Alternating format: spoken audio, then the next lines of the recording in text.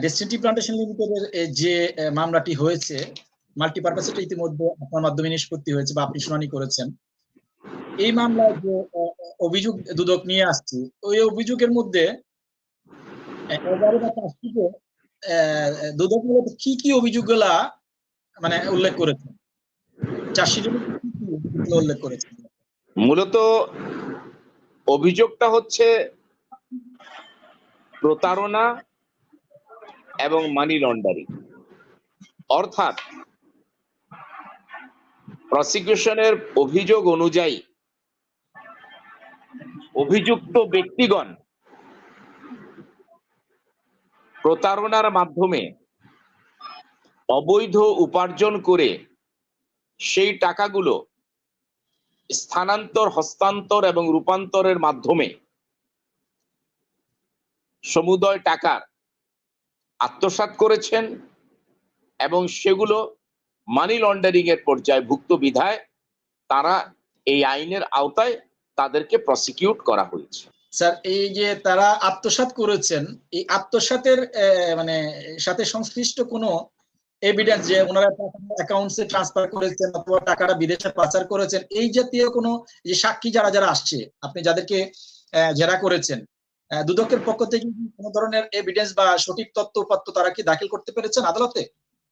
প্রথমত, এই মামলার যারা অভিযুক্ত তাদের অ্যাকাউন্টে যে টাকাগুলো ট্রান্সফার হয়েছে, যে টাকাগুলো ক্রেডিট হয়েছে, সেটা নিয়ে আমরা কখনো দ্বিমত পোষণ করি না। আমরা বলেছি এই টাকাগুলো আমার বৈধ উপায়ের মাধ্যমে অর্জিত এবং আমরা স্যালারি হোক, ইনসেন্টিভ হোক কিংবা কোম্পানি আইনের অধীনে প্রাপ্য হিসাবে এই টাকাগুলো আমাদের অ্যাকাউন্টে এসেছে। সুতরাং প্রসিকিউশনের দাবি, এই দাবির সমর্থনে, অর্থাৎ কোনো ব্যক্তি এসে কথা দাবি করেন নাই যে জনাব মোহাম্মদ রফিকুল আমিন কিংবা মোহাম্মদ হোসেন কিংবা lieutenant general M Harunur Rashid কিংবা অন্য কোন অভিযুক্ত ব্যক্তি কোন ব্যক্তি বিশেষকে প্রতারণার মাধ্যমে প্রলুব্ধ করে এই টাকাগুলো গ্রহণ করেছেন, এই ধরনের কোনো এভিডেন্স এখন পর্যন্ত সাক্ষ্য প্রমাণযোগ্যে আমরা পাই না। আমরা যেটা পাই সেটা হলো এই টাকাগুলো অ্যাকাউন্টে যেটা এসেছে, সেই টাকাগুলোর অর্জনটা প্রসিকিউশন বলতে চান অপরাধলব্ধ আয়।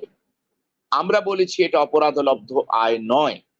সুতরাং সেই ক্ষেত্রে যেহেতু বিষয়টি বিচারাধীন বিষয়, এখন মাননীয় বিচারক, বিজ্ঞ বিচারক সাক্ষ্য প্রমাণের ভিত্তিতে নির্ধারণ করবেন যে প্রকৃতপক্ষে আমি বা আমরা আদৌ মানি লন্ডারিং এর কিংবা প্রতারণার কোনো অপরাধ করেছি কি না।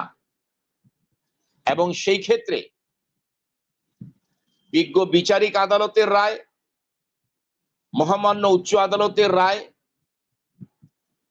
পর্যবেক্ষণের মাধ্যমে চূড়ান্ত সিদ্ধান্ত আমরা পাবো ইনশাআল্লাহ যে প্রকৃতপক্ষে প্রসিকিউশনের এই দাবি আইনের দৃষ্টিতে অ্যাকসেপ্টেবল এবং সাস্টেইনেবল কিনা, গ্রহণযোগ্য এবং বহালযোগ্য কিনা।